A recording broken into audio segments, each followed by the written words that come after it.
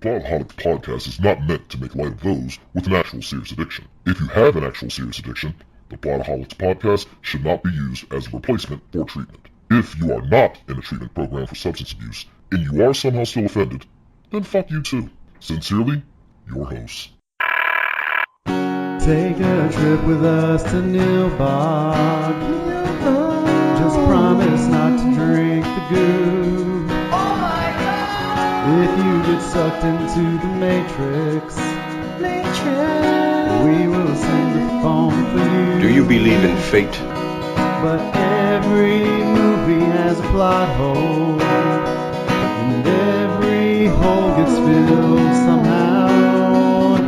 Whiskey, wine, or blue milk. Just don't cut me off right now.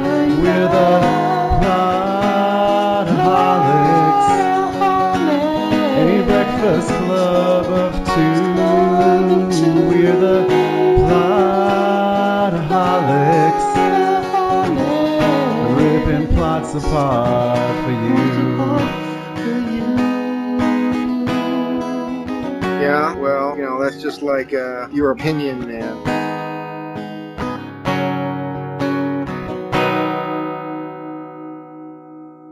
All right. Hey, everybody. Welcome to the Plotaholics Podcast. I'm Shane Wilson.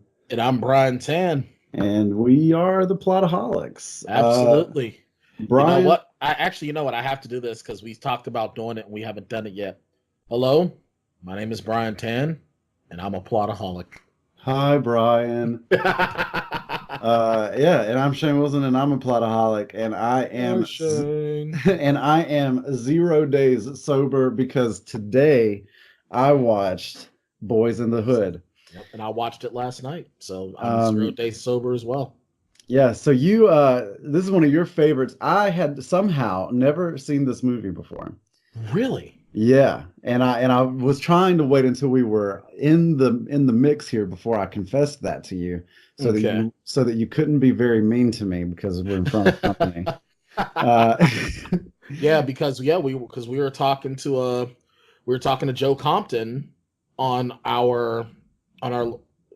one of our live episodes, one of our previous live episodes, and that was when John Singleton had recently died. Yeah, and that's where we got the idea to do this. Boyz in the Hood has been on my list for years and years and years, and for some reason I just kept skating by it. And I'm glad that my first experience with it gets to be here with the Plotaholics, though, because I think it's a beautiful film. It really is, and I think that for a first-time filmmaker, well, this was John Singleton's debut back in 1991. I mean, God, who could ask for a better debut? Yeah, I was reading that he had developed the script and pitched it to get into film school. Yep. In what was it? I guess 86. I believe you are right on that. I believe it was that was the time frame. And then once he graduated, he sold the screenplay to Columbia Pictures. Mm-hmm. And the rest is history. You're right, a debut effort. It was nominated for an Oscar, I believe. He was nominated for the Academy Award for Best Director at age 24, the first black director and writer, and the youngest person to ever be nominated. That's wild, man. Yeah, it is. And what's crazy is that Columbia tried to get him to not direct the film. They wanted the movie, but they wanted to get an experienced filmmaker. He said no. Good for him. Absolutely. I don't think that anyone could have brought this vision to screen the way he did. I mean, he won, he was nominated for Best Director and for Best Original Screenplay. And I'll tell you something right now, there's no way. And I think that what upsets me is, looking back at the time frame, like I said, this is 1991. They probably would have tried to go to Spike Lee to do this movie. I was thinking that he'd probably be the most likely. Yeah, and he would have ruined it. He would have over politicized it. Mm-hmm. And he would have made it into a joke.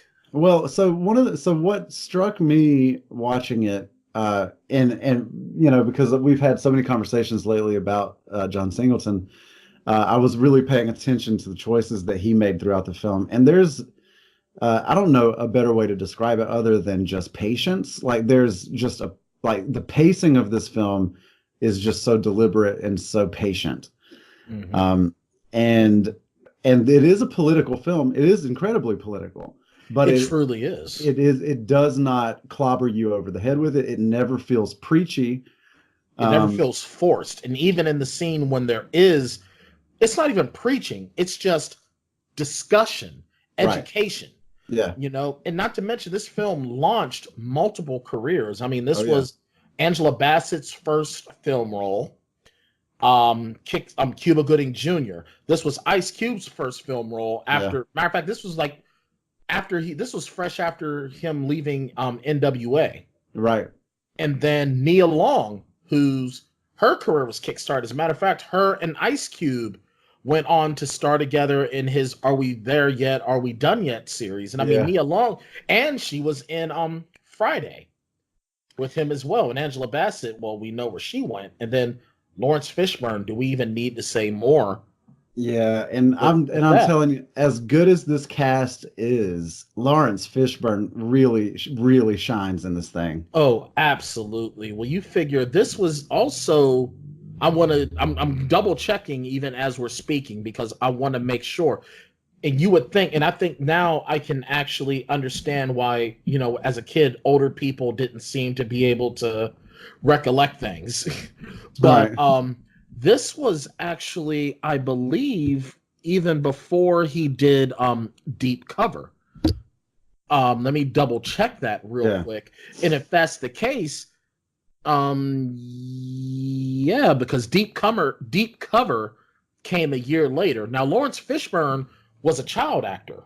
Mm-hmm. You know, he was in 1975's Cornbread Earl and Me, which is another really, really good movie that actually spoke with a lot of the same political reverence that Boyz n the Hood does. Yeah. And then he went on to do, you know, just to name a few, Apocalypse Now, Death Wish 2, Rumblefish, The Color Purple, Nightmare on Elm Street 3, School Days, a Spike Lee film, King of New York with Christopher Walken. So he already had a lot of work under his belt, Lawrence Fishburne did. But then him coming to Boyz n the Hood, he just, all of those different roles he had, you know, he was just a supporting guy. This time around, he became an A-lister. Yeah, his performance here. He just stole every scene he was in. Absolutely. He was unbelievable. And don't get me wrong, you know, Cuba Gooding Jr. is also very good in this movie, but just there was something about Lawrence Fishburne. Every time he was on the screen, you just couldn't look away from him. Commanding. Yeah. Absolutely commanding. Strong. And as a matter of fact, for me as a young black man because I was only 12 when this movie came out. Okay. I am not having a great relationship with my father, and I still don't really. But I wished that my dad was Furious Styles. I wanted my dad to be just like Furious Styles. Mm-hmm. You know, and I think that, you know, a lot of young black men, especially, you know, those of us that didn't have our father in our homes, we needed a Furious Styles, a Lawrence Fishburne in our lives. Yeah. Yeah, he was quite good. The summary from IMDb, very short, follows the lives. Boyz n the Hood follows the lives of 3 young males living in the Crenshaw ghetto of Los Angeles, dissecting questions of race, relationships, violence, and future prospects. The 3 guys that it follows, that's going to be Cuba Gooding Jr.'s character, Trey Styles. Yep. You got Ice Cube as Darren Doughboy Baker. That's right. And then you get Morris Chestnut as Doughboy's younger brother, Ricky Baker. Ricky Baker, right. So these are the 3 dudes that we focus on mostly. And of course, they've got, their other guys that they hang around, and there are other people that populate the Crenshaw area there. It's Yep. We have a young Regina King as well. Yeah. So I want to just jump into the beginning of this thing. Absolutely. Now where at in the beginning do you want to start? The opening title card. I was hoping you would say that. Because just that. Now, keep in mind, as I said, I grew up in the inner city. I was among the demographic of this film at 12 years old back then. And, my mother kept me in Catholic school because she was afraid to have me in public school because of where we lived at. I grew up, for those that know the Pittsburgh area, I didn't live in the Garfield Heights projects, but I lived near them. Like, the Garfield Heights projects were like across the street, I would probably say like a couple of blocks up the hill and across the street. So I was right near there. And neighborhoods like that, like a couple of blocks is not enough space to keep you from what goes on over there. Absolutely. I used to hear gunshots at night. Right. And so in the opening title card, you actually hear, two individuals basically plotting a drive-by. They're sitting there, they're talking, and then one of the guys sees someone that he has beef with, and they impromptu decide to have a drive-by. And then you actually hear the aftermath of that drive-by, and it sends chills down your spine for those that live through it, because, it's just... you're going back to a time that was like it was almost makes it like the 20th century. The end of the 20th century was like the Old West. Yeah. Anything goes. I want to actually play that clip, just the opening title card sound effect. Yeah, go ahead. So let's listen to that real quick. Fuck that, man. What's up, man? Them niggas around the corner tripped out, man. Fuck that, man. Where my strap? Fuck that shit, man. Them niggas I'll take my car. corner, man. Fuck that. Oh, fuck that. We finna let these niggas have it. Just pull up. Get your shit ready, nigga. Damn. These niggas right here? Yep, that's the All niggas hold right up. there. Get ready, nigga. Get ready. I'm finna let these niggas. What's up, punk?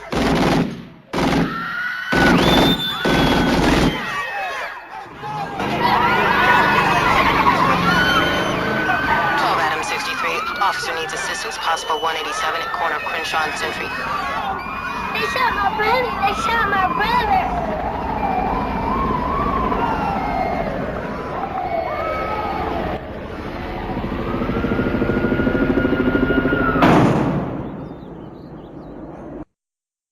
And I'll put that in there. And so here's what stands out to me about this. And you're right, in terms of the basic action of this scene, but this establishes for the film that one thing that is going to be incredibly important is atmosphere, Right. And aesthetic. And what I was struck by the whole time was off-camera sound. The sound of helicopters flying over, the sound of gunshots off screen, the sound of whatever, just here are these people living their lives, just trying to do the best they can. And all around them is chaos. And John Singleton does such a good job of capturing that chaos without showing all of it to us. Right. Well, one thing that you also notice in the film is that the people that live there, the at least the overhead helicopter, it doesn't affect them. They're used to it. Like, there's a scene later on in the movie where a college recruiter comes to the neighborhood. Yeah.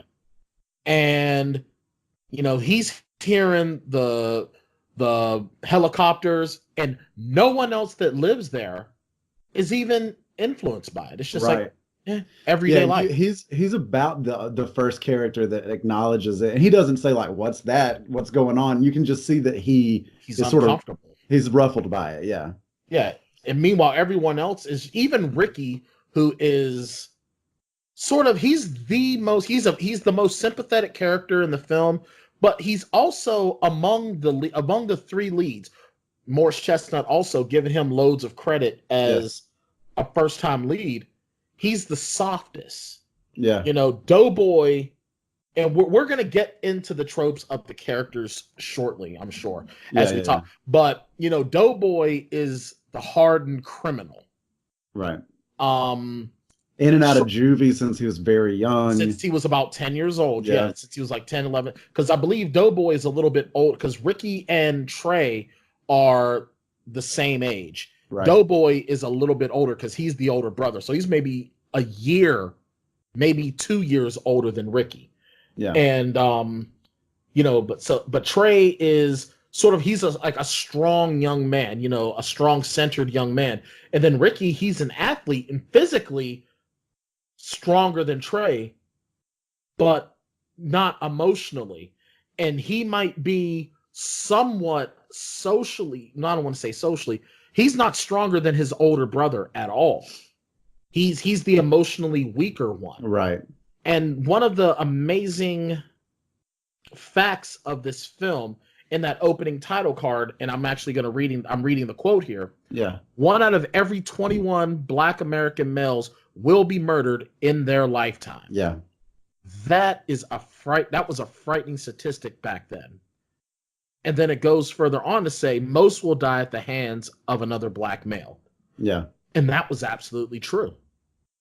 There were times that kids were being shot over shoes and jackets.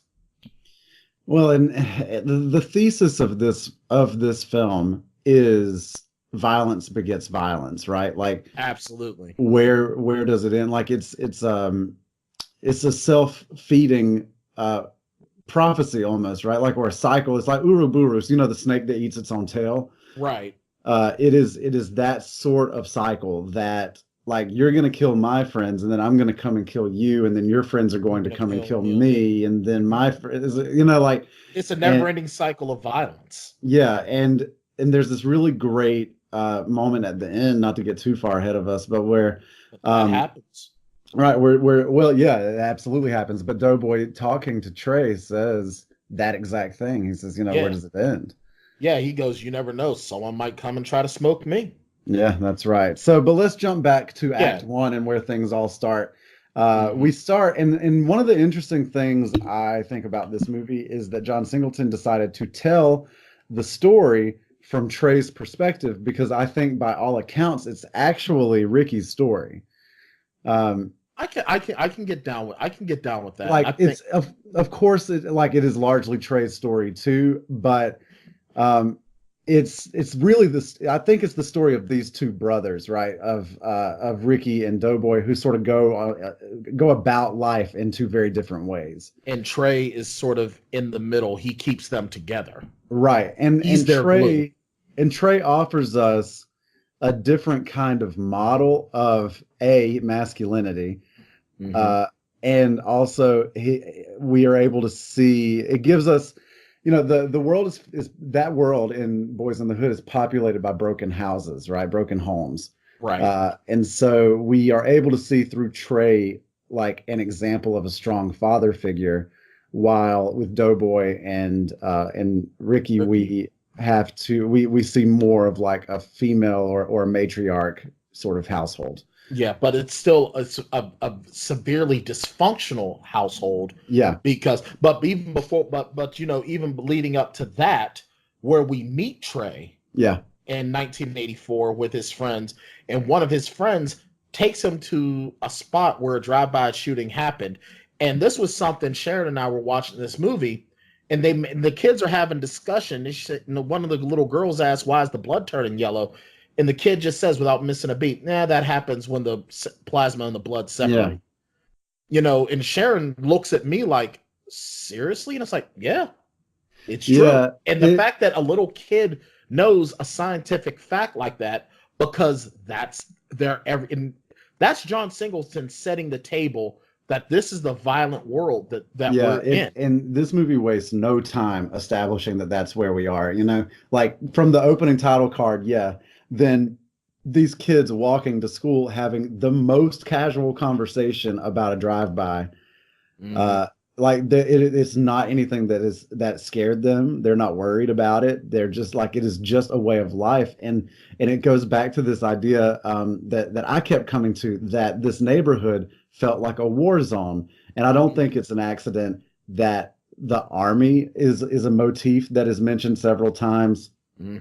That these helicopters, like, there's just a lot about this movie that feels like these kids could have been kids living in the West Bank, the way they were talking about violence. Exactly. And then you've got trash everywhere. You've got stray dogs just walking, and these kids are just like, normal day.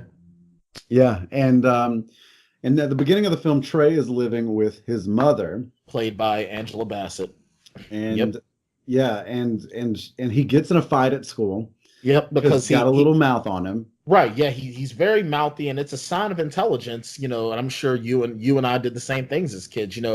Your teacher's talking about something you don't really care, and then you get called out, and it's like, well, that's the way I'm going to react. Yeah. And the teacher, she portrays a trope of, I guess I want to say, the well-meaning white person in the ghetto, but doesn't get it. Yeah, she was very condescending. Yeah, she was off-putting to me. Like, there's this moment where she talks about, they're talking about the Thanksgiving celebration, right? And she says, the Indians, the Native Americans, like she knows that that's the way that she should refer to them, but she's not all the way on board with that whole thing. Right. And it's like, yeah, and she just, now granted, Trey speaks out, and then she challenges him. Well, do you want to teach the class? Yeah, I can do that. Yeah. And she, okay, so she's in a tough spot, sure. Like, it's hard to teach a classroom full of kids, no matter how old they are. Right. And no matter what their race is or whatever, you know what I mean? Yeah. But now she's a white woman in an all black class. Yeah, she is an outsider. Yeah, and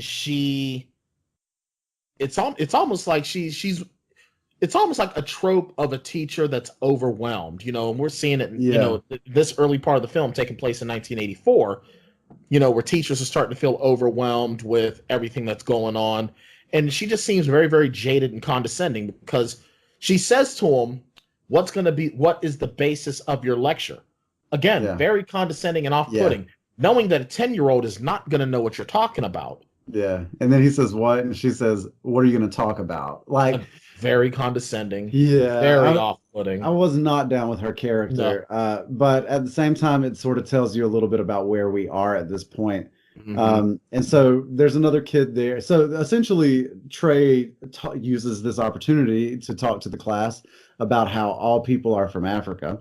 Yep. Which is, and now back then, and I don't mean to interrupt, but the kid responds by calling him an African booty scratcher. Right. Now, this was a very common insult among black kids back then. Now, keep in mind, Shane, this is mid 80s. Okay. Mm-hmm.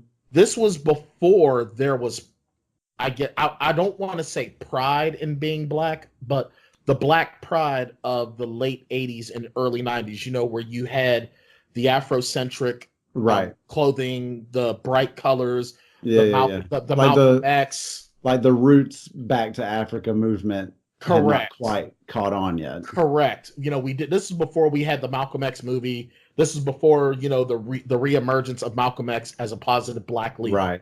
And, and there was and I'm sure, you live in the South. I mean, this was Ronald Reagan's America. Yeah, so this was Reagan. Yeah. And you live in the South, so you know how there's a trope among blacks where you've got light-skinned blacks and dark-skinned blacks. I mean, there's like some weird self-loathing in some of those communities. Yes, there is. And him being referred to as an African booty scratcher, it's a childish term. And even as an adult, I haven't thought of that term in 30 years. Well, but it sounds silly, but it's very self-demeaning, and it sets Trey off.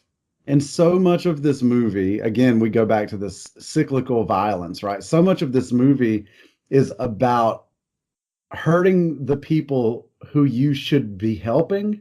Yeah. Or fractures in the community, like here's a community that should be experiencing more solidarity, or like we should be here for each other, but then there's all of these fractures that happen in these communities, and a lot of that is that certain gangs move in and sort of take over certain territories or whatever. But like whatever the thing is, like that statistic from the beginning of the film that you mentioned, that black on black violence is sort of at the heart of this thing, and it's at the heart of this moment too, even though like it's just kids having a fight, but it's black on black violence that wasn't even necessary. Right. And it's the fact that these two kids come from two households that have very differing views on how proud they should be about where they come from. Absolutely. Because, and then you hear it even in their argument, where he just says, first, he says it, they start going back and forth, and then Trey comes out, I'll kick your ass. I'll get my brother to shoot you in the face. Mm-hmm. Go ahead, get your brother. I'll get my daddy. At least I got one. Yeah. And that's another very, very common insult, because it's like, because that some of the kids in your, that you would run across didn't have their father at home, or didn't have their father in their life. Yeah. And then back and forth, then he calls him a bitch. I ain't nobody's bitch. And then the fight is on. Yeah. Now, then we go to Trey walking home after this fight. More violence in the street. That's everyday life. All he does is just move out of the way. Right. Because it's, and this guy's fighting over a dice game. Have you ever seen that? Two guys just randomly break into a fist fight over a dice game? Have I ever seen that? Yeah. I don't know that I've ever even seen two people playing dice in the street before, but I've definitely never seen them break out into a fight over it. It's terrifying, because it comes out of nowhere. And he just walks past like, eh. Now, I've never lived in a major metropolitan area, like inside of a major metropolitan area either. Okay. I grew up in rural Georgia. Okay. Because I figured your southern accent is North Carolina is too far north for your accent. Yeah, right. Yeah. Well, because my family's from Talladega, so right. Yeah, there you go. Well, yeah. So that deeper I was born in Birmingham, so okay. And then I grew up in Georgia and lived in Georgia for a long time, but never in major cities. Now I live in Fayetteville, North Carolina now, and this is a pretty diverse community. We've got a big military base here and things like that. And but this is probably the largest city that I've ever lived inside of. You know what I mean? Yeah, I was actually going to say, this is the first time you've been in the big city. Right. Now I lived outside of Atlanta for a while and would go into Atlanta a lot. But when you go into the city, you can pretty much choose where you go, Right. But when you live here, you run through different parts of town that you maybe wouldn't go to if you were just visiting. Right. So, yeah, but no, I've still never seen this kind of violence on the street. Now, my students now can tell stories like this. Right. And there's a neighborhood in Fayetteville that is very, very much known for its violence and these kinds of, this kind of violent behavior.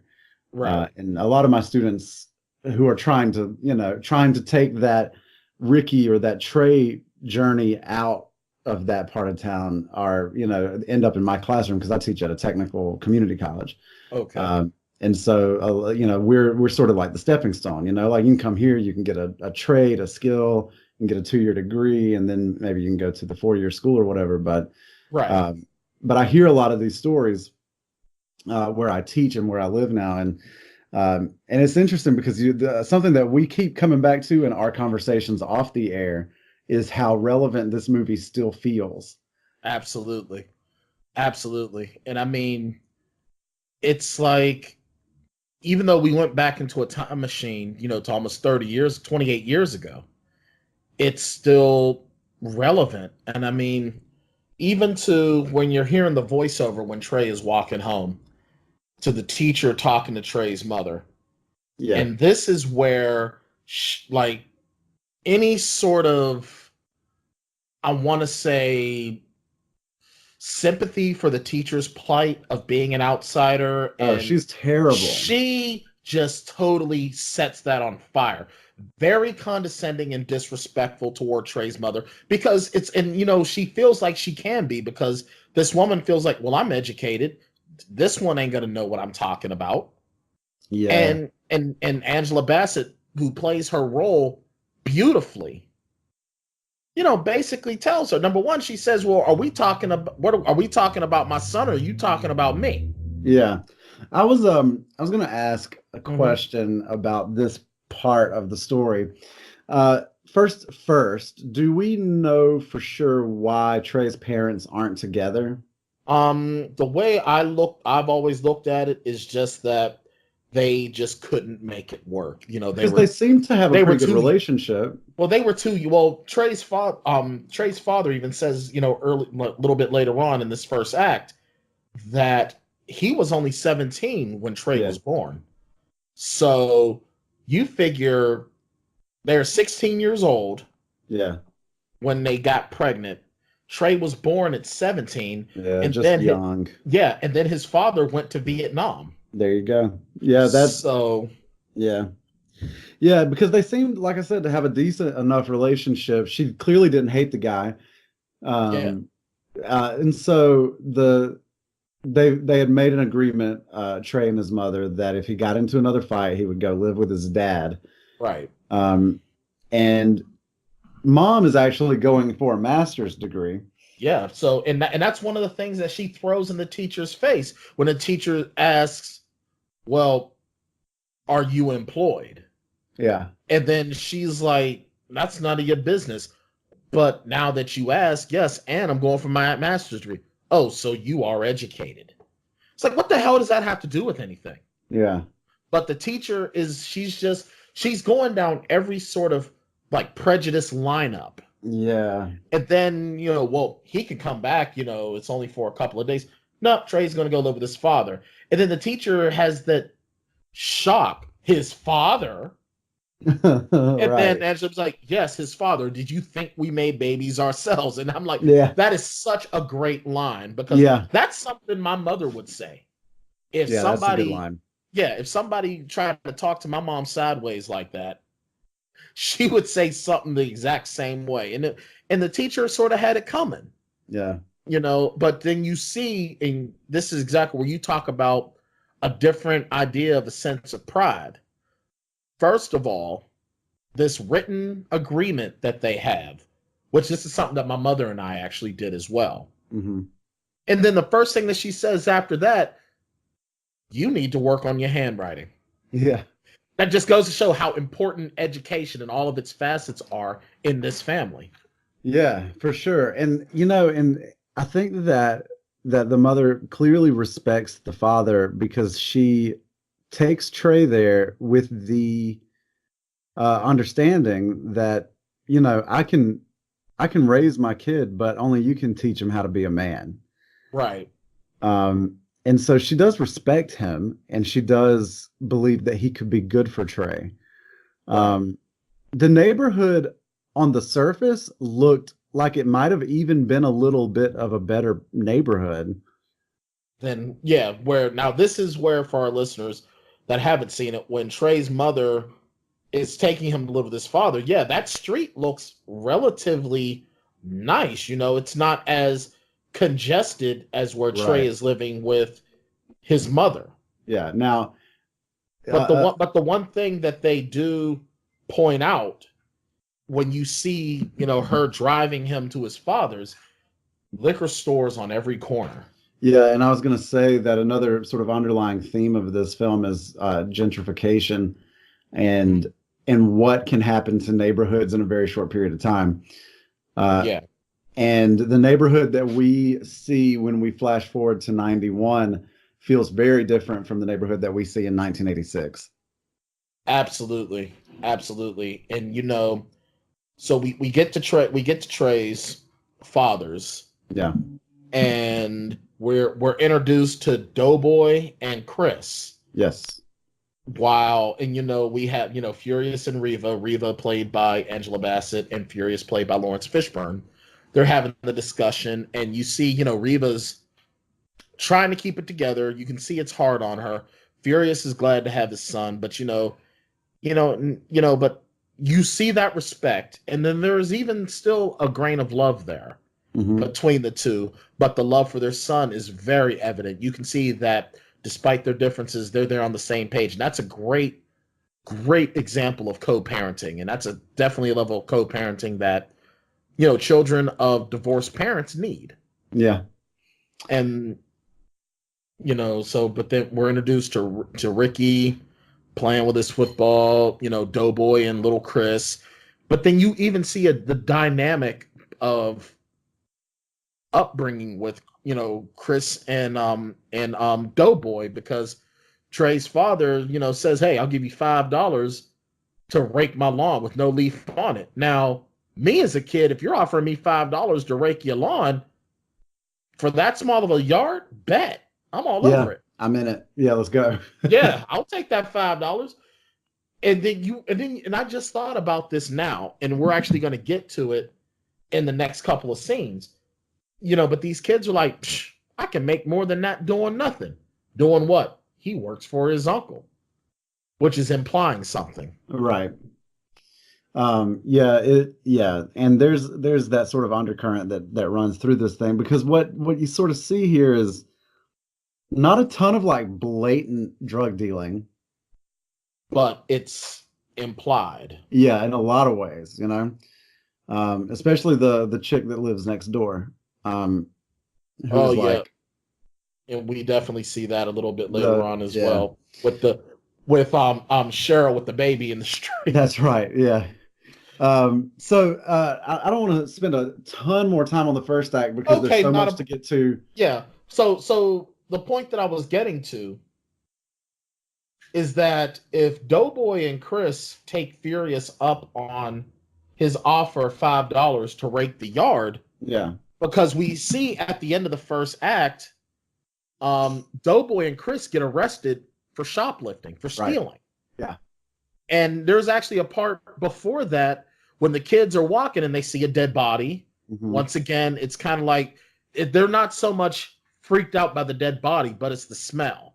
Yeah. And that's like one of the most famous lines in the movie, right? Is that, "Hey, do you guys want to go see a dead body?" Yeah, and that takes us to another coming of age tale, which is what this is. Stand By Me. Yeah. But see, those kids were shocked by the dead body. These kids aren't shocked by a dead body. Death is a part of life to them. That childhood is over. That part of childhood is over. It's just the smell of the dead that they're being kids about.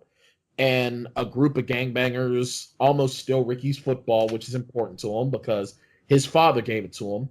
Ricky and Doughboy's fathers. Now, Ricky and Doughboy have different fathers, and we learned this early on. They have different fathers, and their mother plays favorites. Obviously, the mother favors Ricky. And you even see the first time she comes on screen that she doesn't favor Doughboy. Right. Very, very abusive language. Very abusive language, and just... How much of that do you think is, and I know that they are very young at this point, but how much of that do you think is the fact that she maybe sees Ricky as her best chance to get out of there? Like, like he's maybe the ticket. I think there's a lot of that in that. And I think also I think that's a lot of it. Not to mention the fact that she probably just hated Doughboy's dad. It was probably Doughboy's dad. You know what? Doughboy's dad probably charmed her. Yeah. To get some. Right. So she looks down on him for that. Where Ricky's dad, she probably liked him, but for whatever reason, he's not in the picture. But she dotes on him because he's the younger one and blah, blah, blah. She was probably more in control with Ricky's father. Yeah. Where Doughboy's father used his control to get what he wanted. Yeah, but she's really abusive to him. Like, the only time she shows not even affection for him, but it's like she's saddened to see him getting arrested, but then flicks her cigarette, goes in the house like everyday business. But yeah, if Ricky and Chris would have taken Furious up on his offer, they wouldn't have gotten arrested. They would have had money for the store. Yeah, and that arrest pretty much caps off Act 1. Yep. There's a scene right just before that where the burglary scene. Oh God, we didn't even talk about that. I was talking about when Trey and his dad, Trey and Furious were at the beach. Those are two very, very important. But you know what? We can actually discuss the burglary scene when we get to that part in Act 2 or late Act 2, because those two scenes are very important. But yeah, the father-son dynamic of Furious and Trey at the beach, that's where, you hear, I went to Vietnam because I wanted you to have someone to look up to, because all of my friends were getting high, getting drunk, robbing people, killing people. But don't go to the military. The black man has no place in the white man's army. Yeah. You also he's just such a healthy version of masculinity. Like, like even his bit about like his sex education talk, right? Where we see that in chapter 2. Yeah. What do you know about sex? Well, yeah, and he says that's a great scene. Yeah, he's like, any fool with a dick can make a baby, but not everybody can raise a kid. Exactly. And and at the time, I couldn't understand the attitude of a black man doesn't have a place in the white man's army, because my father's a Vietnam vet. Mm-hmm. And my older brother is retired Air Force and fought in the Persian Gulf. And, my grandfather is a Korean War vet.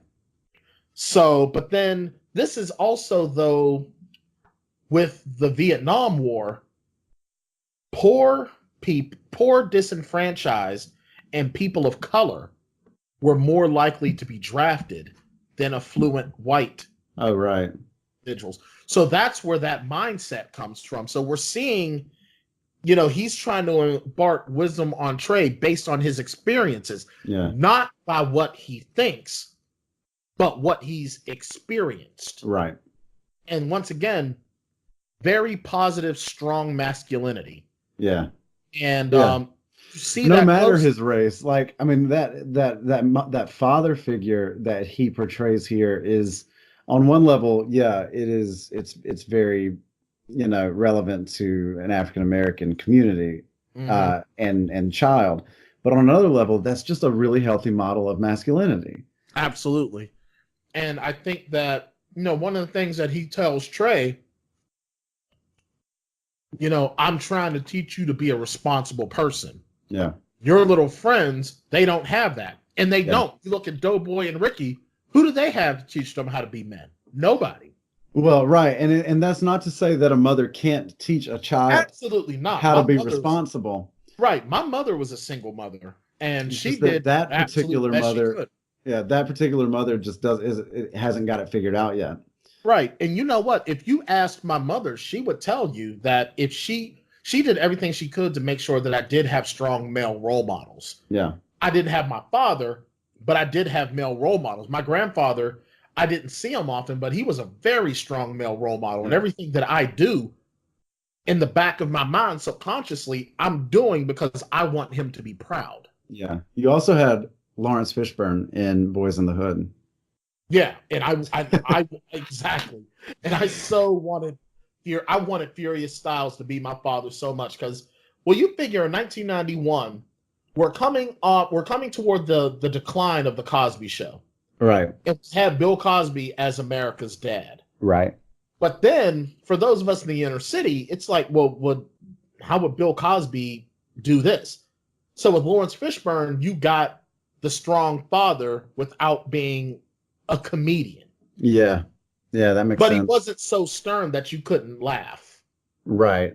I do want to talk about this break-in scene while we're here. Okay, let's do that. Because I don't want to breeze by this thing and then forget to talk about these two cops. Infuriating. So infuriating. For those who haven't seen it, there's a black cop and a white cop. Now, And apparently they're the only cops in Crenshaw. Oh, absolutely. Because that community-oriented policing, man. That's the way it works. They're the only police in Crenshaw for 10 years. Yeah. Now let me set the scene for you guys. So, for those that have seen it, please bear with me. There are some that haven't. So, the first night that Trey is living with Furious, and they have this really, really heartfelt discussion, about the chores of the house and, what his expectations of Trey are. Once again, positive parenting and masculinity. He is letting him know what is expected of him. And Trey asks, well, what do you have to do? I ain't got to do nothing but pay the bills, put food in your stomach, and clothes on your back. Great parenting response right there. Yeah. But, they have the discussion, and that's where, he tells Trey about teaching him responsibility. Trey goes to bed. Furious wakes up because he hears someone breaking into the house. Furious, being a responsible gun owner, he loads his gun. He doesn't keep his gun loaded. The only thing that I would say is that he has his ammunition with his gun. Yeah. But loads his gun, shoots at the perpetrator, and he even says, someone must have been praying for him because I aimed right for his head. Yeah. And Trey, you should have blown it off. Furious, without missing a beat. Don't say that. All that would be was contributing to the killing of another brother. Yeah. And once again, how powerful is that? He was willing to kill to protect his son, but he doesn't want to. Right. And once again, positive masculinity. And that does cycle back around. Yeah, man. I'm going to make a note to bring that back up whenever we get to the end, because I just want to talk about their front door because there's a whole lot going on there. Absolutely. If you want to talk about symbolism for a little while, that front door, man. All right, so that caps Act 1, and like we said, Act 1 pretty much wraps with Doughboy getting arrested. Arrested. Well, the cops, real quick. Oh yeah. When the cops show up, the black cop is automatically hostile. Yeah. The cops show up, and the white cop says, "Yeah, we got a call about disturbance," and Furious says, "Yeah, we called you an hour ago." Automatically, black cop, whoa, we didn't ask you that. Yeah, this guy is a dickhole. Like every time he's on camera. Consummate self-loathing and hatred. And I'm not going to go word for word because it's really insulting. But he essentially expresses regret that Furious didn't kill the perpetrator. Yeah. Because there would be one less individual on the streets to worry about. Yeah. And then goes to try to shake Trey's hand. Now, this is very important for later on in the movie. Furious ushers his son away, and, the cop getting defensive asks if there's something wrong. And Furious says something. He doesn't even have to be snarky. He just goes, yeah, there is something wrong. It's just too bad you can't see it. Yeah. And it's so impactful because, and I have experienced this myself, where there's, in this time where, we're talking about police brutality and all this, that, and other. There was a time where, I don't want to say there was a time like it doesn't happen, but dealing with, other black cops as a black man is difficult. I've experienced it personally. And it's tough because now I've worked as a corrections officer and I've had experience with black police officers. But I've also had experience with black police officers as an everyday citizen. And it's not easy. It's really not. And I think what do you think that is about? Is that are they puffing up their chest, posturing because they feel like they're playing on somebody else's turf, or it depends, because you'll get some that they don't want, that they're trying to do good for themselves and they don't want to be associated with what's considered low class. Okay. So they're going to try to be harsh, just try to show their contemporaries in their position. See, I'm not gonna give anyone a free pass just because we look the same. Mhm. I can treat them just as bad, and whatever.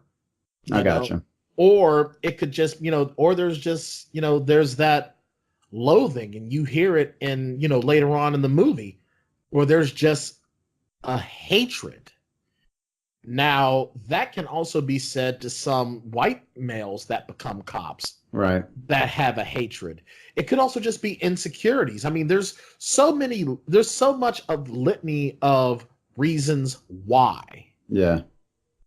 But, and it's one thing that I've had discussions with people, and, I've said how, there are individuals in the black community. Sometimes it seems like, we're crabs in a barrel.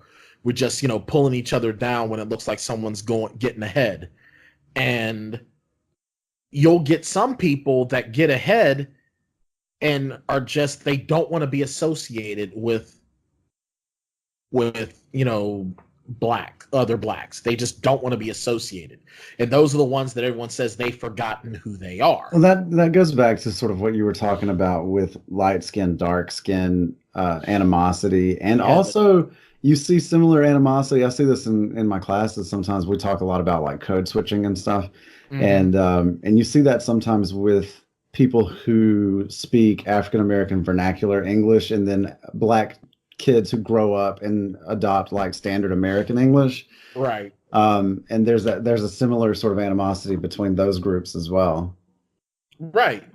And it's like, it's really difficult because see, I'm darker skinned, but I never got a chance to speak any sort of, shall we say, street vernacular. Right. And even when I did, it didn't sound right. Right. It just didn't. That's just not who I am. And, and I got called a lot of things. There's some people that still refer to me at times, they use the term Uncle Tom and trying to be white and blah, blah, blah. And it's like, no, this is just who I am. I don't treat anyone any different. Right. I mean, it's just, it's one of those things, though. And I think that a lot of what John Singleton was doing here, and this was actually pointed out in the NWA song, F the Police. Mm-hmm. The black cops showing off for the white cops. Once again, trying to show, I hate these people as much as you do. And it's difficult because when I was a corrections officer, I worked in a section of New Hampshire where I was definitely in a minority, not many black people. But then when we did have black inmates, they would look to me and think that they could get one over because we were both black. And it's like, no, you're not getting one over on me. That doesn't mean that I'm going to be disrespectful towards you, but I'm going to treat you like I treat everyone else. And I was actually grateful. And I actually referenced this film. I'm not going to treat anyone like this cop treated Trey. I'm going to treat everyone equally. Yeah. This all sort of like, it makes me think about who the antagonist of this film is, because we know the protagonist is sort of double head, like Trey and Ricky. Mm-hmm. Those are the two people whose story that we're really watching unfold here. But who's really the entity that's trying to keep them from accomplishing what they want to accomplish? And I think that entity, the antagonist of the film, is the myriad of systems that are created by the government, but also by people in the community in order to hold those people down. And when the story really snaps into focus for you here, because for a long, what struck me as a first time viewer was this movie felt like a slice of life for a long time. Like it wasn't hitting me over the head with what the story was really going to be as much as it was just showing me the life of these people, Right. And that was interesting. But whenever the story sort of snaps into focus and you realize that what you're really watching is Trey and Ricky try to figure out how to get out of here and make a better life for themselves, then you almost know that at least one of them is not going to make that turn, because it's almost fate. The way that this film is made, it's almost fate that the majority of people that get a ticket out don't get to use it. Absolutely. And you're right when you say it's the systems that are in place, and we'll get more into that as we get into the third act. But you're absolutely right. And it is not even, in as far as the systems, it's a system of the authority. I mean, it's a justice system thing. It's an authority system thing, but it's also like the gang system thing, exactly it's all of that stuff. It truly is. And, and we start to see that in the beginning of the second act, where we fast forwarded it 7 years, and, Ricky is now a teenage father. He's got a girlfriend and a son, still living with his mother. Trey is, well-dressed, sensible young man that, like his father, walks with an air that commands respect. Right. And then we meet Doughboy, who's now masterfully played by Ice Cube, who is now, once again, getting out of the correctional system. Yeah. Been in and out of institutions since he was 10, 11, 12 years old. And whenever he's arrested at the end of Act 1 as a kid, you just sort of get this feeling that this is going to be it's a system, like in a cycle where, you see these stories all the time of people that get into that system and just can never get out of it. Absolutely. And he's already he's becoming hardened as a young kid. Now he's going to jail, where now he has to get harder. Yeah. Just to survive. Yeah, and so you have Ricky, who's the athlete, but you have Doughboy, who is like the real strong one, because he's just been eating his 3 hot meals every day and lifting weights all the time. Yeah. And you see Ice Cube, and once again, now what's funny, those that see Ice Cube now, you only see a glimpse of this guy could kick my ass. Yeah. Back then, it was like, nah, Ice Cube will just kill you. He was easily the angriest member of NWA. The group he was in with Dr. Dre, Eazy-E, DJ Yella, and MC Ren. And you even see the hardened Ice Cube here, where now he's got his new friends. Well, his friend Chris is still with him, but now he's disabled, which is implied that he was shot while doing dirty. Uh-huh. And then he's got his friend Monster, who, displays being a monster. And then their friend Dookie, who is very clueless, very, very childlike, but is, again, dangerous in his own right. So now Doughboy has himself surrounded by a troop of dangerous individuals, but he carries himself as a leader, the same as Trey does. Yeah. But even Doughboy respects Trey, and Trey respects Doughboy. It's like leader recognizes leader, and then there's that respect. Absolutely. I hate it because I feel like we could talk about it forever. Yeah, we can. But we need to push through this thing so we can get to the end of it. So what, in your opinion, Brian, are the 3 most significant developments of Act 2? I think it's Trey's relationship with Brandy, played by Nia Long, Uh-huh. and how he is still very childish. Right. He's still trying to figure it all out when it comes to being a man and everything. How old are we supposed to assume he is at this point? He's 16, 17. He's 17. He's ready to go to college. Him and Ricky are ready to go to college. There you go. So yeah, he's 17. He's still got only that poo nanny on the mind. Oh yeah. Well, if you're dating Nia Long, that's better be what you're thinking. I got to tell you, like, I was sitting there and I was like, I ain't even mad at you, Trey. Not even a little. Like, if that's what you got on the hook, then you got to at least try to reel it in. Exactly. So you've got his relationship with Brandy. his relationship with his father, you know, and how he actually lies to his father because of his embarrassment over his virginity. Yes, and that goes back to that whole like masculinity thing again. His father just wants him to be safe. If he has sex, he doesn't. And I don't think that Furious is putting a ton of pressure on him to be like that. No, he's not. He's really not. But I think pressure comes from everybody else, I think. Right, exactly. And, you know, him seeing, you know, well, Ricky's got a girlfriend, he has sex, but he sees the negative of, well, Ricky wasn't careful, now he has a kid. Right. Meanwhile, Doughboy is nailing anything that moves. Yeah.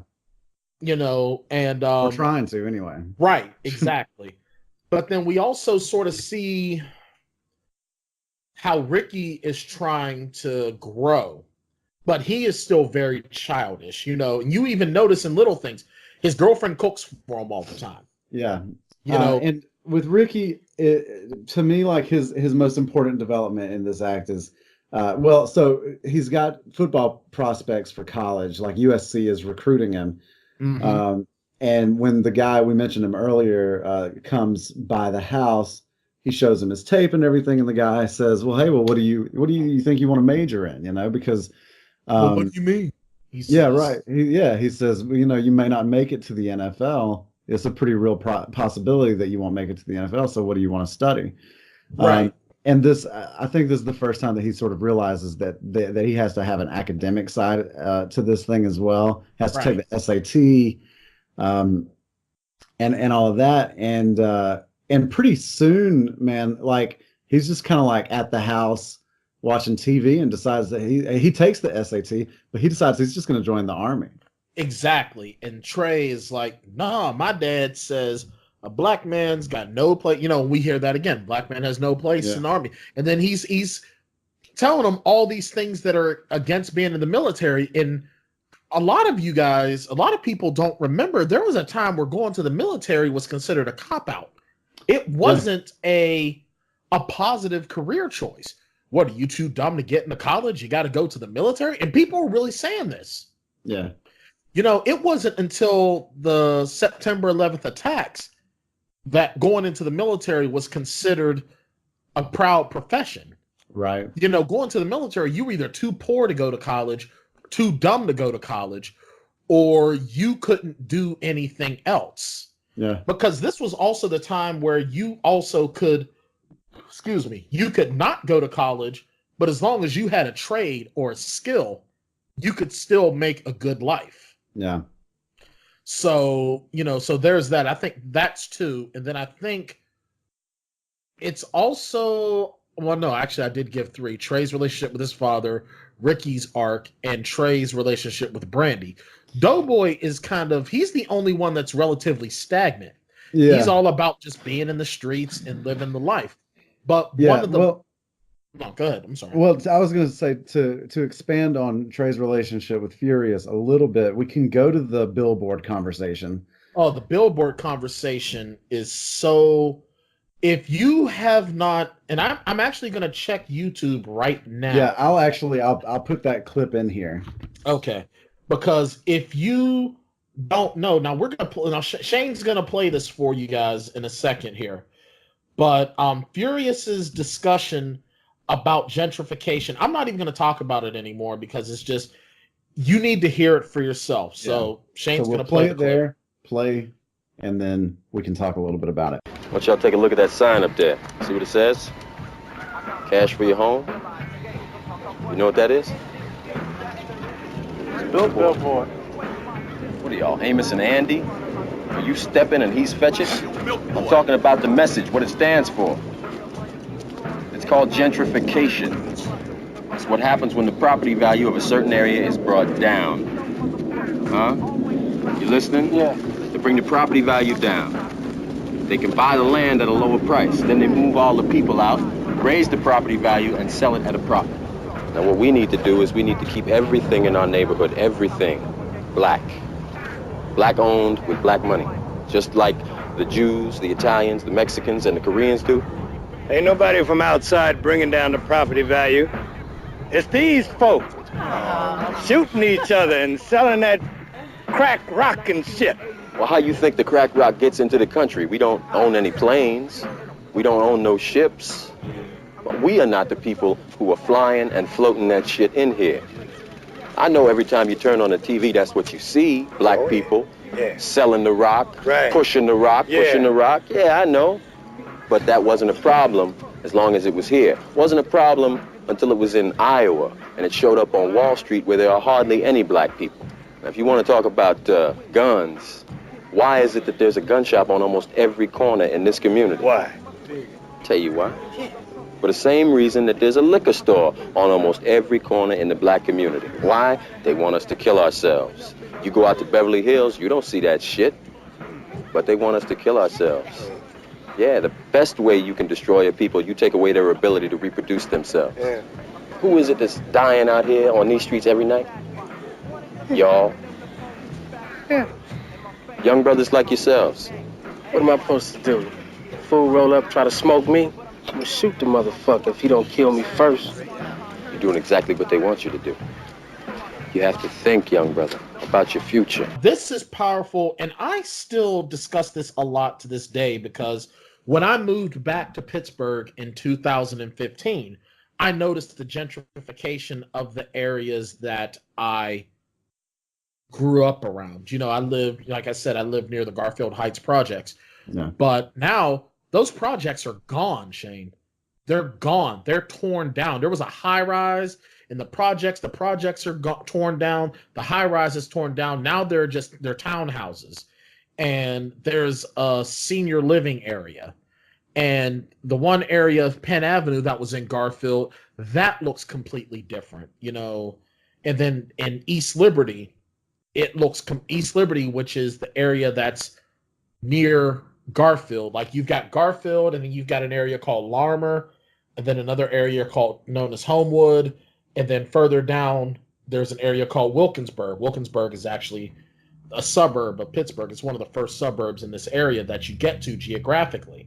East Liberty sort of sits in the middle. It borders all of these areas.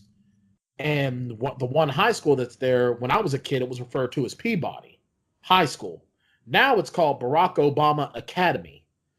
And now there's a Home Depot there with security. There's a Target where there used to be, you know, it looks completely different.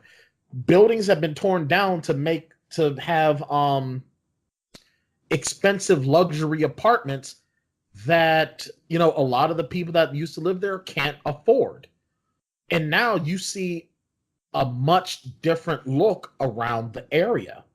And that's what you know, and it's like, you know, I refer to it as gentrification because, I mean, that's just what it looks like. You know what I mean? Yeah. And that's, you know, furious discussion on gentrification. It's still so important now as it was then. So, I mean, I don't know. It's difficult because I can see, you know, it's safer. Right. But what about the people that live there? Right. The people that aren't doing the dirt. The people that aren't doing the thing.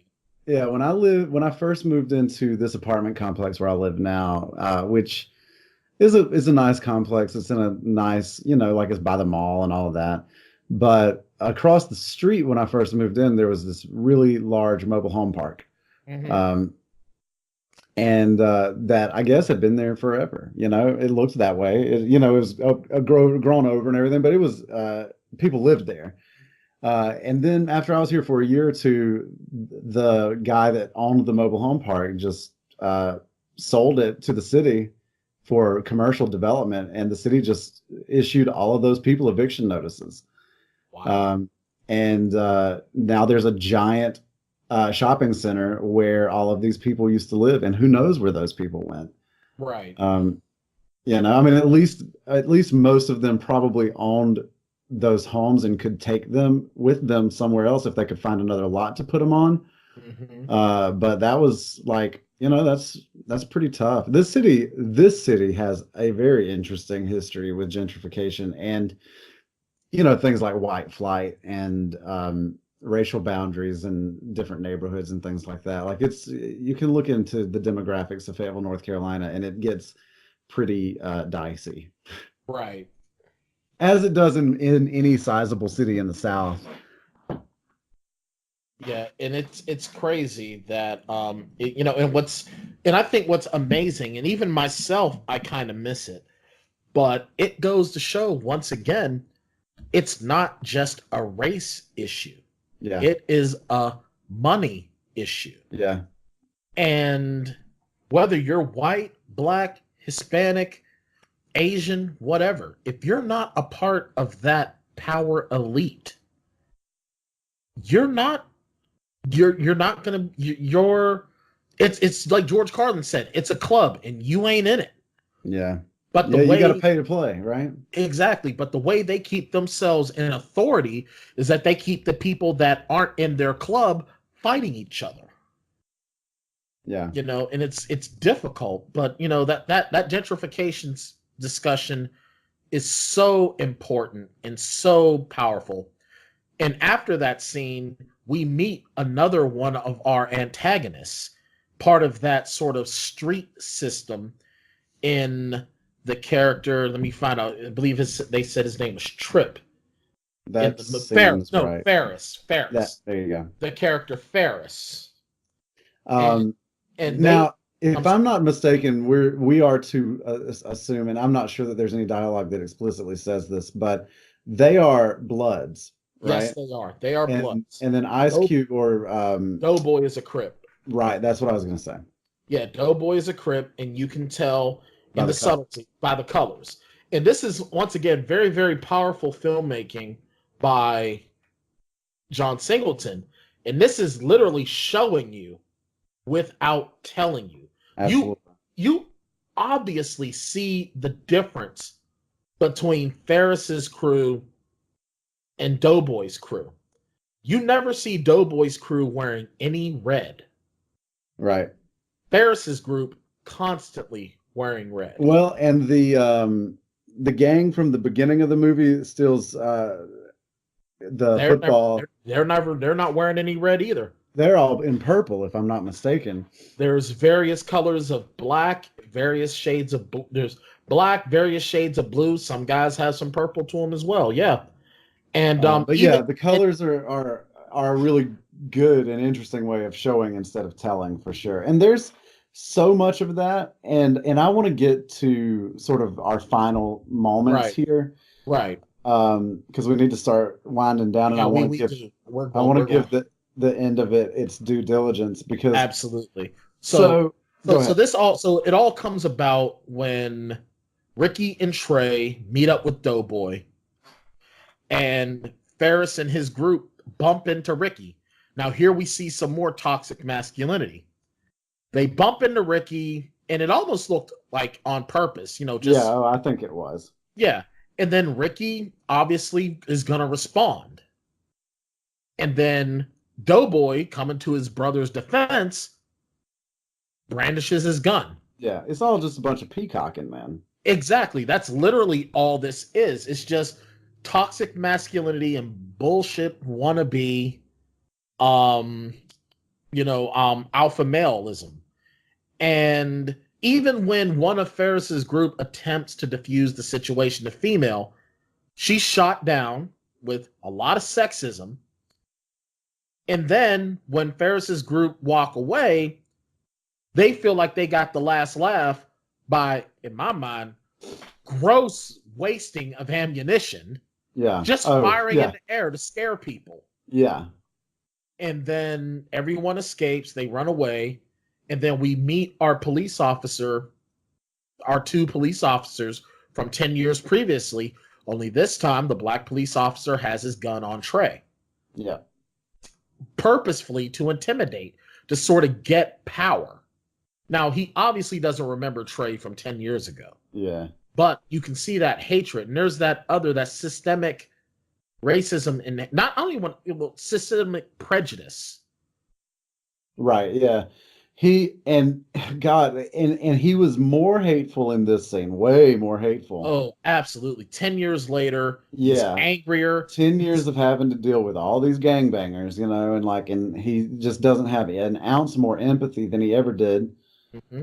And he's the worst, man. And because I really feel like this is also the moment for Trey that kind of starts to turn him a little bit, because he's over the bullshit, he comes home and he kind of loses his mind a little bit. Yeah, and this is actually, and what's funny is that for a long time in the 90s, it was a joke, but he actually, he was nominated for an award for his performance, and this scene really did it, because it's like, well, for one thing I really want to bring up, the character Ferris is a member of the Crenshaw Mafia Gangsters, which is a blood set in, and the one kid from the very beginning in Act 1 that Trey has the fight with is Crenshaw Mafia.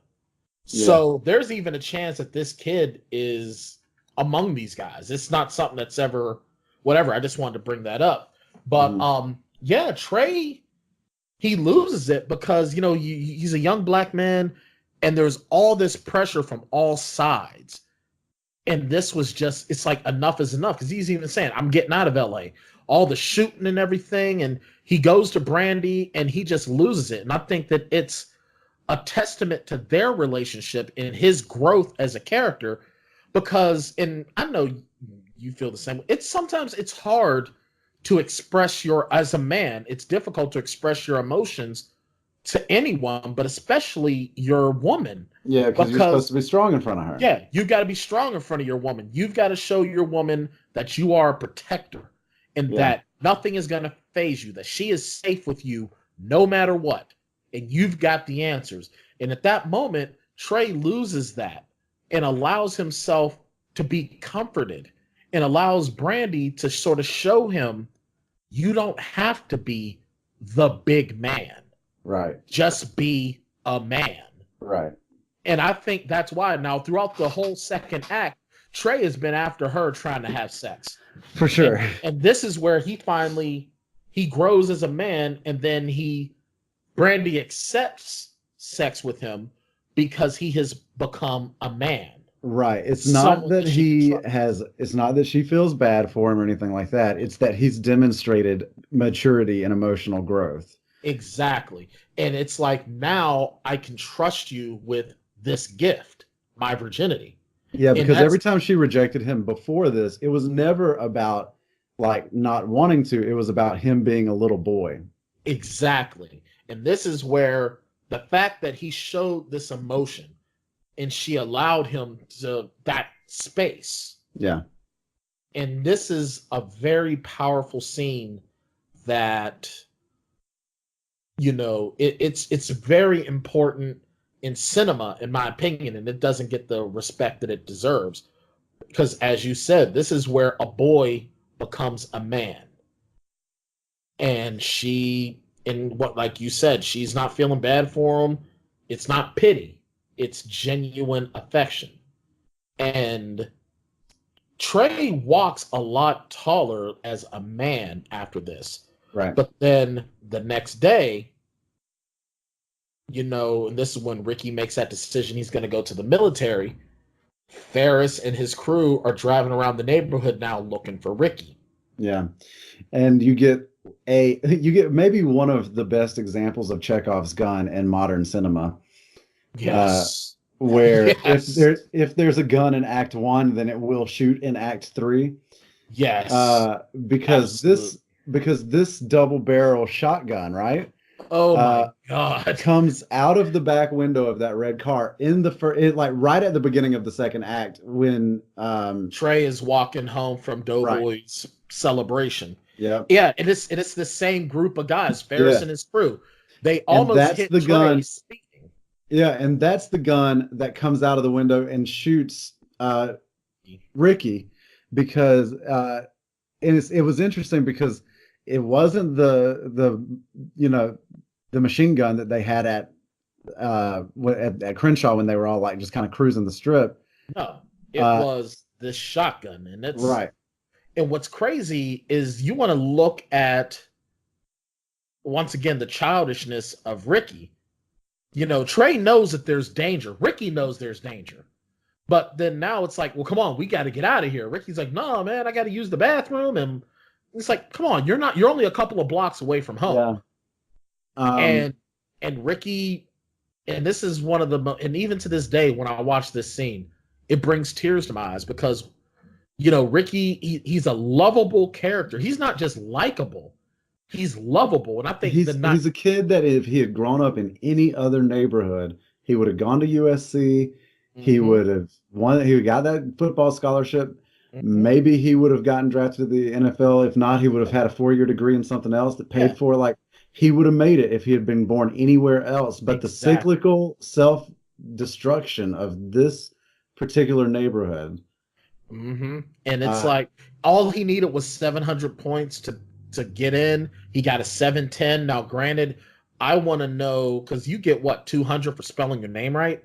I don't know how true that is. I don't know. Really, I never took the SATs. So yeah, I mean, honestly, so the SAT, well, back whenever I took it, it was, you had like 8. It was the highest you could make was like a 1600. Okay. And it was 800 points for both parts of it. Now they've added more to it since then.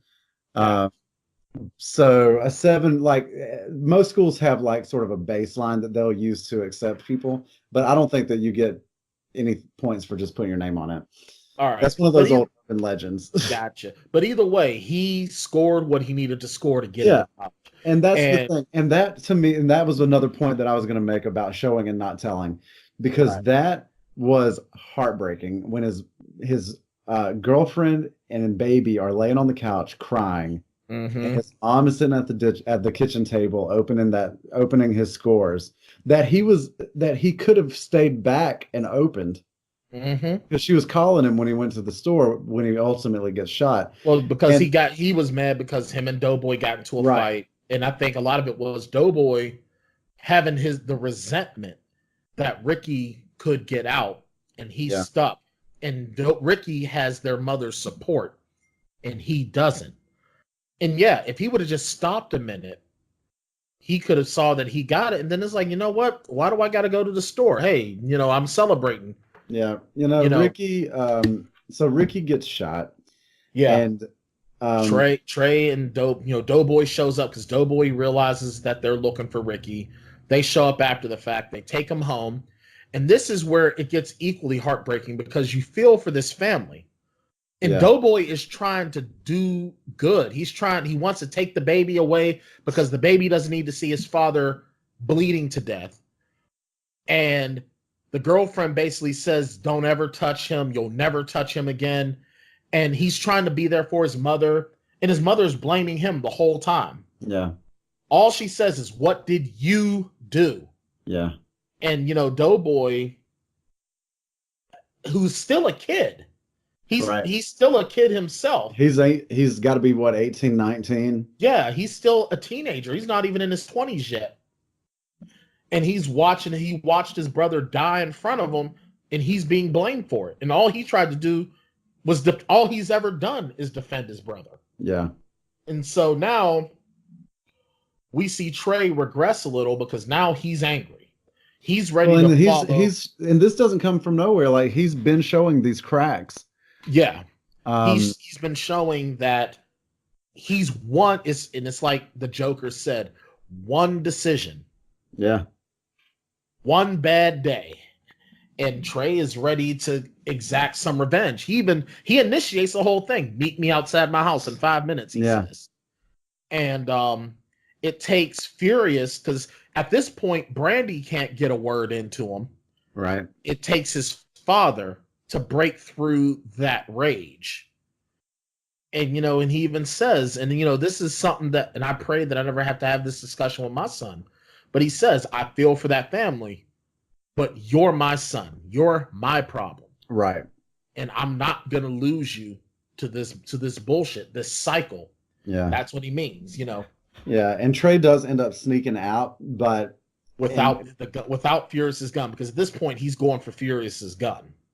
Right. So he goes without the gun, and in the car, he gets Doughboy to stop and let him out. He does have a change of heart. Right. And Doughboy at first isn't going to let him out, but then he does. And Doughboy finds the group and he exacts. Now, Monster is the one that actually starts to fire the first shots. Yeah. And then Doughboy gets out of the car to finish them off. Right. And then now, the next day, now this time, Trey comes home, him and his father don't even share words. Yeah, Trey's still bloody from Ricky's death. From when Ricky got shot. And he comes in and his father is clearly angry at him. But just glad to see that he's home. Right. And it's just like, there's nothing that needs to be said. Yeah. So we go to the next day and Doughboy's awake and, and Doughboy even says, I haven't been awake this early in a long time. And, Trey asks him, did you guys get him? Doughboy doesn't answer. Right. But he even says, I understand why you got out of the car. You shouldn't have been there in the first place. That's Doughboy finally showing real masculinity. He's understanding this isn't who Trey is. Right. And he's also accepting, like, for better or worse, his role in this whole thing. Right. Like it's, you can make some sort of an argument in this movie about like fate and predestination and things like that. Mm-hmm. Or self-fulfilling prophecies or whatever. But the fact is, by the time they are 18 and 17 years old, Trey and Doughboy are playing two very different roles in this community. Right. And for Doughboy to expect Trey to play the same role as him isn't fair or just, right. because Trey has a chance and Doughboy had a chance. It's just that Doughboy's chances ran out when he was much younger. Right. And Doughboy, I think, he's finally reflecting on who he's become. Yeah. As a person. And, but then he even says, watching this show, they're talking about all this violence overseas, but whether they don't know, don't show, or don't care about what's going on in the hood. In other words, you're talking about everything that's going on in places like Nicaragua, El Salvador, Guatemala, Vietnam, whatever, but you've got war zones, 10 miles away from Beverly Hills, 10, 20, 30 miles away from Beverly Hills, and it's heartbreaking. You've got young men that are basically fighting for their lives daily, and for what? Because they're too poor to live anywhere else. Yeah. But then, at the end, you find out, and it's really, really sad, the next day, Doughboy watched his brother buried, and then 2 weeks later, he dies in a drive-by. Yeah.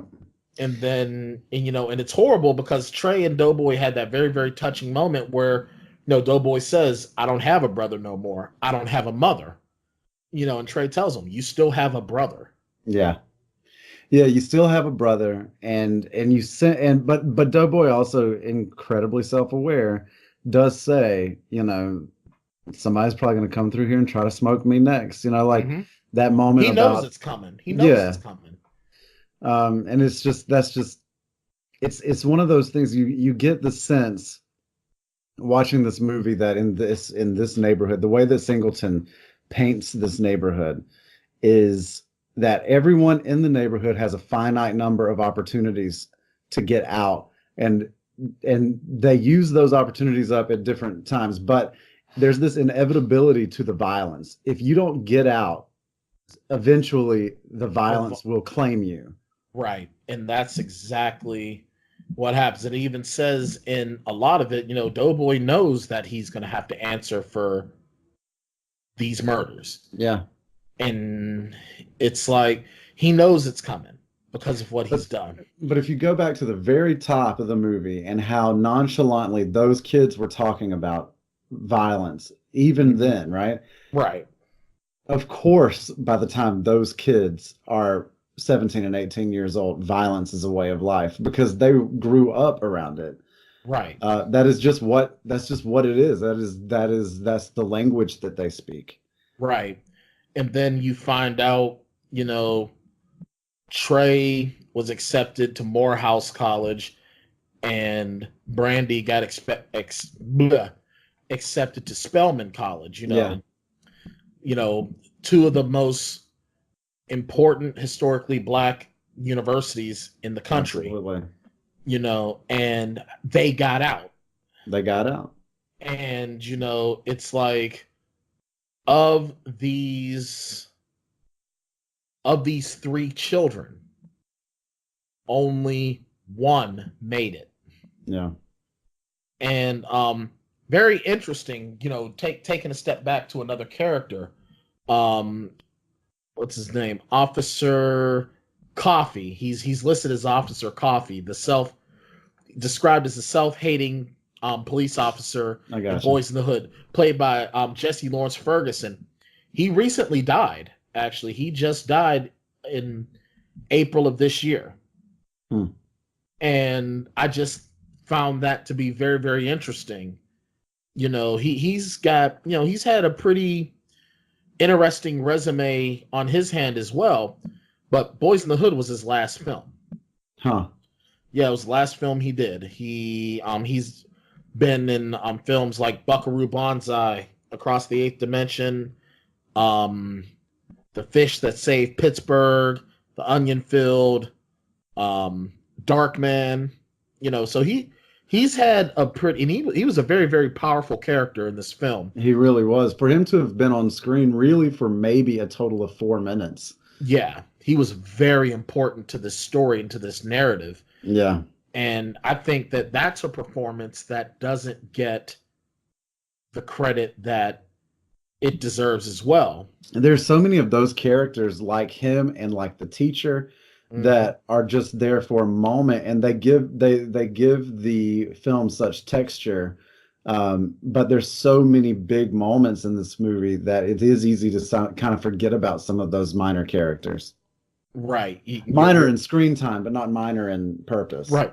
I think this is a movie where even your side characters are support characters, and supporting characters are so important to any story. Yeah, any sort of storytelling. This movie is poetry like that, right? There's such an economy at work here. Like, everything is so important. There's nothing that's thrown away in this movie. You know, like, there's nothing there just to fill time. No, nothing at all. Every shot, every sound effect, everything means something. Yeah.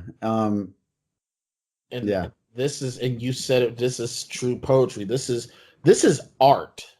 Absolutely. This is art. This is a film that I truly feel should be shown in schools across the country.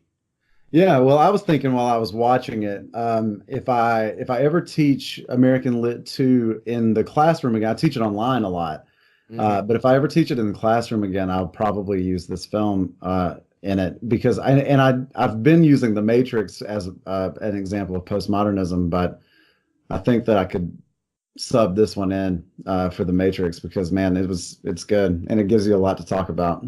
Right. And it's like, I think that where The Matrix gives us, and we talked about this in our Matrix episode, it makes you really think about our perceptions of reality. And that's exactly what this film does. Yeah. And I think whether you're black, white, Hispanic, Asian, you know, whatever, this is a movie that can speak to you and maybe also just help you to understand. And that's why this is, and you said it already, you said it during our previous live show, and you said at the beginning of this show, this is one of my favorite films of all time. This is easily top 10. Well, and top 5, top 10. And with that, Brian, I think it's time to rate this thing. Yep. So real quick, we'll just remind you of the rating system. Yep. Let's hear our friend Smiley give you the heads up of the rating system of the Plotaholics. There you go. The Plotaholics rating system for the movies is a pretty simple system. Basically, they rate movies based on how many shots it takes to get through them. So if you got a good movie and you get through it all the way sober, then it takes 0 shots to get through the movie. And then if you got a really bad movie, then it could take up to 5 shots to get through the whole thing. I think you can try to figure out the middle part yourself. So, what can I get you? Brian, you go first. What do you rate Boys in the Hood, 0 to 5 shots? I give this movie 0 shots. Because bing, bing, bing, bing, bing. That's our first 0 shot rating, right? Yes, it is. And I'll tell you something right now. I don't give that rating lightly. It is very difficult for me to give anything a perfect anything. I used to throw perfect ratings on things back in the day. As I've gotten older, I realize that I can't just throw that out there because, especially with what we do as film reviewers, we're comedic connoisseurs, if you will. Yeah, we are film connoisseurs. We are film reviewers. It's our responsibility to not only find enjoyment in these films that we discuss, but we also have to pick at what doesn't work. And sometimes you've got to pull on the loose thread of the sweater and unravel it because that's what we do. You know, but as far as us both being authors, storytelling, pacing, character development, it's all there. There is nothing wrong. Every character gets the right amount of screen time.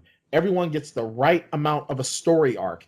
And even Doughboy, who essentially of the 3 quote unquote brothers that is more stagnant, even gets growth. Yeah, but even as a more static character, like he offers such an important foil to the other 2, like absolutely as a point of contrast, you know. Absolutely. And that's really important because again, like that his presence in the movie offers more of that texture that we were talking about. Absolutely. And this movie, its real strength is its complexity of character. Absolutely. Across the board. And so much credit to be given to Ice Cube at this time, his first acting role. Yeah. You know, this is Ice Cube at 21 years of age, acting for the first time. Yeah, he's an absolute standout. Man, if you can show me somebody in this movie that didn't act the hell out of their part, then I'll give you $1 because it's stacked from top to bottom and everybody does it in. Everybody does exactly what they're supposed to do. And for John Singleton to step out onto the scene with this movie and get those kinds of performances from these folks, like that's just a testament to the kind of director that he was. Absolutely. Bringing out the best in everyone. I think if I were going to tug on that sweater string, it would be that Reva, the Reva Styles character played by Angela Bassett. It's almost like she's not fleshed out. However, I think it's also a testament of the storytelling because if you notice, Trey's relationship with his mother is never the same after she takes him to live with his father. Yeah, well, and at that point, you know, their agreement essentially was that he would go back and live with her once she finished her degree and got a better house. Right. And by the time she did that, and she clearly did because we see a shot of her talking on the phone with them and she is in a nicer place. Right. And she actually pays for her and Furious to have a sit down about Trey. Right. And by the time that happens, though, Trey's 17. He's about to go to college. Like, it's too late now. He's a man now. Right. He's ready to leave his father. He's ready to leave his father. Right. While he's not 18, he's not an adult yet. In most states, at 16, a child can decide where they want to live. Exactly. And I think that was done for a reason. And I think, you know, of course there's editing. So I think that there was another scene with her that was sort of didn't make it to the final theatrical version. But yeah, and I think it just goes to show. And I think that his relationship with her is also indicative of, you know, a child finally becoming an adult and sort of phasing their parents out to take that next step. Yeah. I completely agree. Yeah, man, you know, I'm gonna give it a 0 shot rating too. Yeah, I thought about it. You know, I paid really close attention and I took notes and I thought a lot about it since then, and I think that there's nothing that glares at me as a mistake or as a weakness, which is good. But if you think about it as art and think about what its higher purpose is, like, you could almost give it a free pass on some stuff just because of the poetry of it. Yeah. Like the whole scene where Trey lies to his father.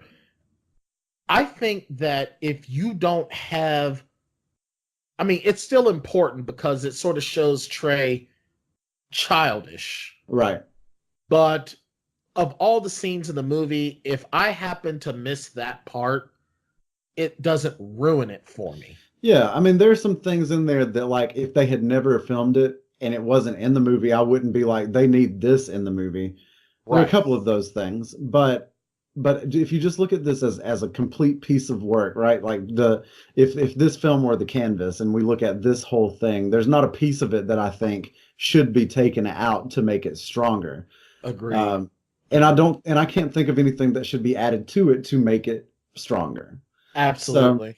So, and this is something that goes like across the board. Soundtrack, perfect. Cinematography, like, editing. I'm sure people can find things to quibble with this movie over. Oh, absolutely. And it's all subjective. But if your goal here, as John Singleton, was to paint a realistic portrayal of what life is like, having never lived there myself, having only read about it and talked with other people about it, I believe that he did that. And what's more important, I think, than even that is that he created three-dimensional, realistic characters. He did not create caricatures. Not at all. Not at all. Like these people, Doughboy, Trey, Ricky, they all felt like real people that could walk into my classroom or walk into anywhere that like I could interact with these people on a day-to-day basis. They felt real. They didn't feel like, they felt like they were written by someone who understands them. Right. I agree 100%. And this is, to me, Singleton's best work. Singleton would have gone on and, Poetic Justice with Tupac Shakur and Janet Jackson, Too Fast, Too Furious, and we can, Higher Learning, Baby Boy, Four Brothers, which is also one of my favorite movies, probably in my top 40 or 50, in that realm. But, Shaft, he's done some good films, but this is his magnum opus. This was his masterpiece. This is the movie that made John Singleton a heavyweight. Yeah. And I feel like the world lost a very, very... He wasn't just a film director. He wasn't just a writer. He was an artist. And the world lost a very powerful artist April 28th of this year. Yeah. And you look at the film, the quote-unquote hood films that came out after Boyz n the Hood. You look at Menace to Society. You look Menace Society, South Central, and even his own film, Poetic Justice or whatever. All of them, it's like they're trying to pick up on that art that was Boyz n the Hood, and everyone does a good job in their own way, but they cannot surpass Boyz n the Hood. Yeah. They just can't. Yeah, it's a great movie. I don't know what else to say about it other than if you haven't seen it, you absolutely should. You really should, and don't let us talking about it, ruin it for you. That's on you, man. That's true. I know I just saw it today, but it's been out for 28 years, bro. Like, that if you haven't seen this movie yet, that's your fault. We do not have a spoiler warning on the front of this episode because I think 28 years is outside of the statute of limitations. I absolutely agree. And you know what? If you've seen it and you just haven't seen it in a while, then please, by all means, revisit this film and just watch. and learn and enjoy, because this is one of those films that in the next 10, 15, 20 years, this is a movie that's going to have to be put up there to be preserved, sort of like how Gone with the Wind has been. Yeah, the Criterion Collection. Yeah, this has to be a Criterion film. It has to be. And if it's not, then it's a massive injustice. Absolutely. And this episode, you know, we're still fledgling right now, Shane, as you know, you and I, but I think that this is probably the most emotional episode for me, because this movie was very important to me growing up. You know, I was at a crossroads in my life. I felt like I had, like I said, my mother did everything she could to make sure that I had strong role models, and my mother was a strong role model, but I was still at a crossroads. I was wanting to be what I thought was strong, what I thought was, you know, going to get me less picked on. And this movie really showed that that's not the lifestyle that was for me. And I think, and I credit John Singleton, along with, you know, my grandfather and the other positive male role models in my life, for showing me that going that direction, there was no future. And I will forever hold a special place in my heart for John Singleton for this film. And rightfully so, I would say. Yeah, I mean, there's nothing more that can really be said in that regard. I mean, it's very rare that a film can touch a generation the way this film did. Well, Brian, if you're all tapped out, yeah, I'm emotionally spent. I'm all tapped out, man. You know, I think this was a good episode. I mean, it's heavy for sure. Absolutely. And I think that now is probably the right time to announce our forthcoming Summer of Cusack. Yes, absolutely. Let's lighten things up a little bit. You know, we mentioned this in our live episode, and if you missed it, we're going to tell you again. You know, the summer's coming along, and, you know, Shane and myself, we're going to have different things going on. So our live episodes aren't going to be as, you know, week to week as we would like. But don't worry, because you, the fans of the podcast, the Plotaholics Podcast, you will not be left in the cold, and we would not ever neglect you. So what we are going to do, we are going to bring you the king, for me, the king of summer, the man, the myth, the legend, the 80s, John Cusack. That's right. We will start the Summer of Cusack off in a couple of weeks with High Fidelity. Oh, such a good movie. And such a good movie. We will move through several of his other films throughout the summer, and we will announce all of those soon. So keep an eye out on all of our social medias. Follow us, make sure on Twitter and Facebook at Plotaholics. Make sure to tell your friends, leave a review on Apple iTunes or Spotify, wherever you can. I know you can't review on Spotify, but review wherever you can. Yeah, review on iTunes, review on Google Music, Stitcher. And you know what? What about even leave some love for us on our YouTube channel? Yeah, absolutely. You know, and tell your friends, you know, and, you know, hey, you're getting ready to go on a trip? Listen to the Plotaholics, man. Come on. Download a bunch of Plotaholics episodes. We'll keep you company. And Absolutely. I believe, Brian, we have figured out our audio problems, knock on wood. So yeah, hold on. Let me find the right spot on my forehead. Yep. Perfect. So do you want to let them know what our next episode is going to be for the podcast, or are we going to save that? Yeah, go ahead. Let them know. Well, folks, this episode of the Plotaholics was very heavy, very deep. So you know what? I think we're going to sort of lighten things up a little bit. Our next Plotaholics podcast episode is going to be a doozy, my friends. And when I say a doozy, I mean we're going back to the magical age of the 80s. And in that, my friends, Shane, Brian, I have the power. Do you have the power, Shane? I mean, the power of Grayskull? Yes, that is right. my friends, we will be reviewing the cult classic Masters of the Universe, starring Dolph Lundgren, aka Ivan Drago, as He-Man. Can't wait. Oh, it's gonna be magical with a young Courtney Cox. I can't wait. So you can look for that in the first week of June. Mm-hmm.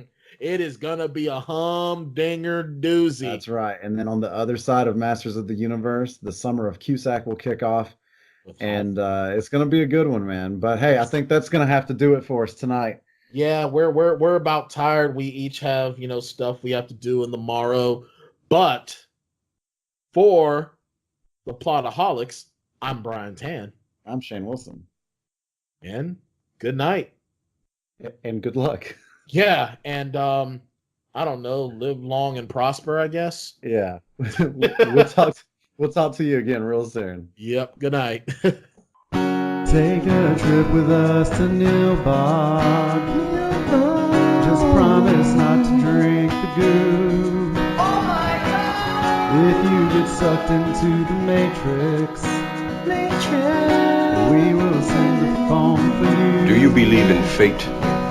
Sometimes the end game is the perfect place to start. We're in the end game now. And other times you want to pretend the prequels were never a real thing. Let's just pod race to the end. It's working! Every movie has a plot hole, and every hole gets filled somehow. Whiskey, wine, or blue milk. Just don't cut me off right now. We're the Plotaholics, a breakfast club or two. We are the Plotaholics, ripping plots apart for you. Shane and Bryan are an island, two real-life misfit toys, wanting to be a RoboCop. Thank you for your cooperation. Settling for Black Circle boys, and just like Dr. Hammond, extracting amber from wood. And later there's running and then screaming. A little too busy asking if we could, and never asking if we should. But every movie has a plot hole, and every hole gets filled somehow with whiskey, wine, or blue milk. Just don't cut me off right now. We're the Plotaholics, a breakfast club of two. We're the Plotaholics, ripping plots apart for you. Yeah, well, that's just like your opinion, man.